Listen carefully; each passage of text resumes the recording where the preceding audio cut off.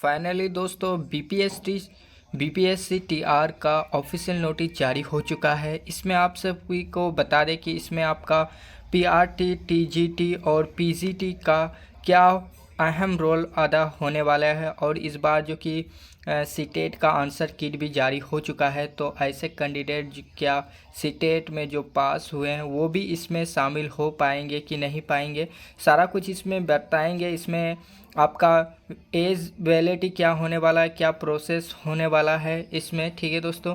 Exam pattern क्या रहने वाला है, ठीक है दोस्तों। सारा कुछ इस वीडियो में हम आपको बताने वाले हैं। तो आइए दोस्तों वीडियो को स्टार्ट करते हैं। उससे पहले आपसे एक छोटा सा रिक्वेस्ट है, चैनल पे पहली बार विजिट करें तो चैनल को जरूर सब्सक्राइब कर लीजिएगा। यहाँ पे देख सकते हैं दोस्तों, यहाँ पे विज्ञापन नंबर 22/24 का शिक्षा विभाग एवं अनुसूचित जाति एवं अनुसूचित जनजाति कल्याण विभाग बिहार के अंतर्गत विद्यालय अध्यापक के पदों पर नियुक्ति हेतु सुयोग भारतीय उम्मीदवारों से विहित प्रपत्र में ऑनलाइन आवेदन आमंत्रित किए जाते हैं। ऑनलाइन आवेदन भरने हेतु विस्तृत दिशा निर्देश बिहार लोक सेवा आयोग पटना वेबसाइट, इस वेबसाइट पर दिया गया है, ठीक है दोस्तों। यहाँ पे 17 पेज का है ये।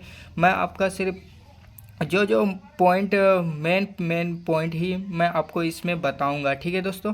तो यहाँ पे आपको देख सकते हैं कि कक्षा 1 से लेकर के 5 तक माध्यमिक विद्यालय के लिए है, ठीक है दोस्तों। और कक्षा 9 से 10 तक विद्यालय अध्यापक के लिए है। कक्षा 6 से 8 तक विद्यालय अध्यापक तथा माध्यमिक शिक्षक का है। और कक्षा 9 से 10 तक एवं उच्च माध्यमिक विद्यालय के लिए है। कक्षा 11 से 12 तक विद्यालय अध्यापक पदों के लिए विषय वार रिक्त जिलावार आरक्षण रोस्ट पर लिया गया। यानी कि यहाँ पे आपका पीआरटी और टीजीटी, पीजीटी, क्योंकि तीनों को शामिल कर दिया गया है, ठीक है दोस्तों। यहाँ पे तीनों को शामिल कर दिया गया है। और यहाँ पे बताया गया कि दूसरे नंबर के अनुसूचित जाति एवं जनजाति कल्याण विभाग के अंतर्गत कक्षा 1 से लेकर 5 तक के विद्यालय अध्यापक के लिए और कक्षा 6 से 10 तक के विद्यालय अध्यापक के लिए एवं कक्षा 11 से 12 तक के विद्यालय अध्यापक के लिए विषयवार एवं कोटिवार रिक्त प्रशासनिक विभाग द्वारा उपलब्ध कराने के बाद आयोग इस वेबसाइट पर अपलोड कर देगा। यहाँ पे अभी ये क्लियर नहीं किया गया है कि आपको कितना सीट मिलेगा। 1 से 5 तक के कक्षा के लिए कितना सीट आएगा, 6 से 10 तक के लिए कितना सीट आएगा और 11 से 12 के लिए कितना सीट आएगा, ये अभी यहाँ पे क्लियर नहीं किया गया है। तो अभी बाद में इसको क्लियर कर दिया जाएगा। और यहाँ पे तीसरे नंबर पर बताया गया कि अभ्यर्थियों की संख्या के अनुरूप परीक्षा का संचालन एवं अधिक चरणों में आयोजित किया जा सकती है। यानी कि अगर छात्रों का संख्या अगर ज़्यादा हो जाता है, ठीक है दोस्तों, अध्यापकों का बनने का, तो उसमें मल्टीपल एग्ज़ाम के तौर पर एग्ज़ाम लिया जाएगा। और इसमें चौथे नंबर पर बताया गया इस विज्ञापन हेतु लिए जाने वाली परीक्षा का शैक्षणिक प्रशैक्षणिक योग्यता एवं शिक्षक पात्रता की परीक्षा CTEST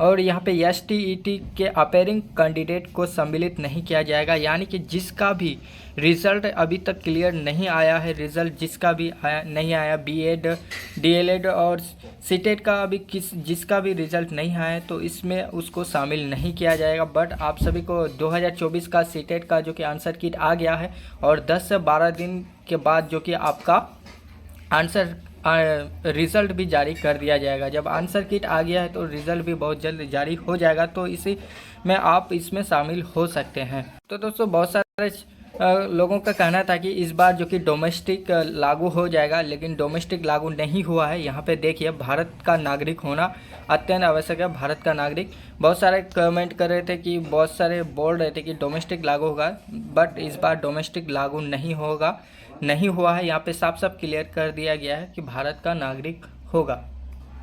और यहाँ पे बताया गया है कि शिक्षा विभाग एवं अनुसूचित जाति एवं अनुसूचित जनजाति कल्याण विभाग के कक्षा 11 से लेकर के 12 तक के विद्यालय अध्यापक के पदों पर नियुक्ति हेतु विशेष समूह पर निर्वहित होगा। यहाँ पे सारा कुछ दिया गया है, ठीक है दोस्तों। यहाँ पे आपको चूँकि सारा दे दिया गया है, तो ये मैं टेलीग्राम चैनल पे डाल दूँगा PDF, वहाँ से आप आसानी से पढ़ सकते हैं। ये 17 पेज का PDF है। इसमें जो इम्पोर्टेंट बात है उसी को मैं आपको बताने जा रहा हूँ। ठीक है दोस्तों, वही आपको बताऊँगा। ठीक है, और ज़्यादा आपका टाइम नहीं लूँगा। और दोस्तों यहाँ पे आयु सीमा बताया गया है, यानी कि एज लिमिट कितना होना चाहिए। सभी पदों पर नियुक्ति हेतु न्यूनतम एवं अधिकतम उम्र की सीमा के लिए कोटि ऑफ तिथि 1/8/2023 होगी। शिक्षा विभाग एवं अनुसूचित जाति एवं अनुसूचित जनजाति कल्याण विभाग के विद्यालय अध्यापक कक्षा 1 से लेकर के 5 तक एवं शिक्षा विभाग के माध्यमिक विद्यालय कक्षा 1 6 से लेकर 8 तक के अध्यापक के लिए कट ऑफ तिथि 1/8/2023 को होगा। अभ्यर्थी की न्यूनतम आयु 18 वर्ष तथा शिक्षा विभाग के माध्यमिक कक्षा 9 से 10 उच्च माध्यमिक विद्यालयों कक्षा 11 से 12 के अध्यापक तथा अनुसूचित जाति एवं अनुसूचित जनजाति कल्याण विभाग के कक्षा 6 से 10 तक एवं कक्षा 11 से 12 तक विद्यालय अध्यापकों के लिए अभ्यर्थियों को न्यूनतम आयु जो कि 1/8/2023 को 21 वर्ष होना चाहिए। यानी कि अगर आप 1 से लेकर के 5 तक का शिक्षा अभ्यर्थियों माध्यमिक शिक्षा के लिए आप करते हैं तो आपका न्यूनतम आयु जो कि 18 वर्ष होना चाहिए। अगर उस 6 से 8 11 से 12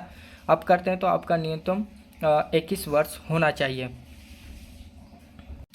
और यहाँ पे बताया गया कि उपयुक्त सभी पदों के लिए अधिकतम आयु नारक्षित पुरुष के लिए 37 वर्ष है। पिछड़ा वर्ग, अत्यंत पिछड़ा वर्ग पुरुष एवं महिला एवं अनारक्षित महिलाओं के लिए 40 वर्ष रखा गया है। अनुसूचित जाति अनुसूचित जनजाति पुरुष एवं महिलाओं के लिए 42 वर्ष रखा गया है।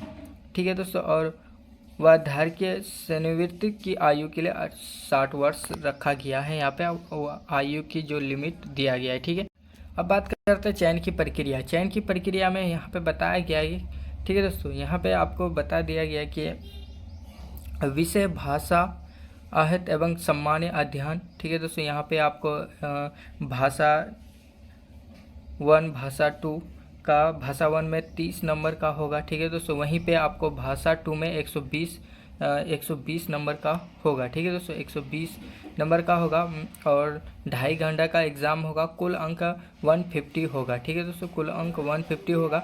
और प्राथमिक विद्यालय कक्षा के लिए 1 से 5 के लिए आपका यह पत्र 2 भागों में होंगे।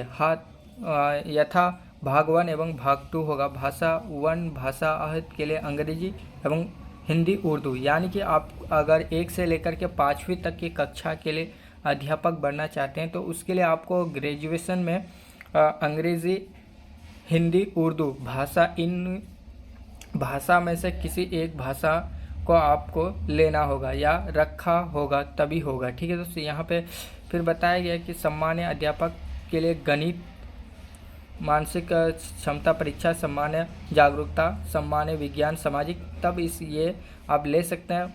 और यहाँ पे NCERT CRT के तहत ये एग्ज़ाम लिया जाएगा। ठीक है दोस्तों, यहाँ पे फिर बताया गया है वही सेम बताया गया कि यहाँ पे सेम रहेगा। और यहाँ पे भाषा 1 भाषा 2 भाषा 3, ठीक है दोस्तों, इस तरह का 2.5 घंटा का एग्ज़ाम होगा और यहाँ पे 150 मार्क्स होगा। 6 से 8 के कक्षा के लिए वही सेम प्रोसेस है, अंग्रेजी एवं हिंदी उर्दू होना है। ठीक है दोस्तों, ग्रेजुएशन में आपका यहाँ पे बताया गया अगर आप शिक्षा 6 से 8 तक के सामाजिक विज्ञान के चयन करने वाले अभ्यर्थी हैं, यदि सेशन 1 में, तो आपको सेशन 1 में इतिहास विषय का चयन करते हैं तो सेशन 2 में आपको भूगोल, अर्थशास्त्र, राजनीतिक शास्त्र विषय में से किसी एक विषय का चयन करेंगे। यदि अभ्यर्थी द्वारा सेशन 1 में भूगोल विषय का चयन करते हैं तो सेशन 2 में अभ्यर्थी अर्थशास्त्र, राजनीतिक शास्त्र विषय में से किसी एक ही विषय का चयन कर पाएंगे। यहाँ पे पूरा दे दिया गया है तो यह देख लीजिएगा। ठीक है दोस्तों, उसके बाद ही आप फॉर्म फिलअप कीजिएगा। और यहाँ पे बताया गया कि नोट, बिहार राज्य विद्यालय अध्यापक नियमावली 2023 के कैंडिडेट 75 के आलोक के परीक्षा के लिए अर्हित नियमित करने वाले विकेदार का आयोग होगा। यहाँ पे कार्मिक एवं प्रशासनिक सुधार विभाग के संकल्प ज्ञापन संख्या 23476 यहाँ पे दिया गया है दिनांक 16 से ठीक है दोस्तों, यहाँ पे आपको जो कि पिछड़ा वर्ग और अत्यंत पिछड़ा वर्ग, यानी कि इसमें पासिंग मार्क्स आपका कितना होने वाला है, जो जनरल कैटेगरी में आता है उसको 40% मार्क्स आना होगा। उससे अगर काम लाते हैं तो आप बाहर हो जाएंगे, आप फेल हो जाएंगे। ठीक है दोस्तों, वहीं अत्यंत पिछड़ा वर्ग के लिए 36.5% आपको मार्क्स लाना होगा, और वहीं आपको अनुसूचित जनजाति के लिए 34 लाना होगा। ठीक है दोस्तों, और नियमित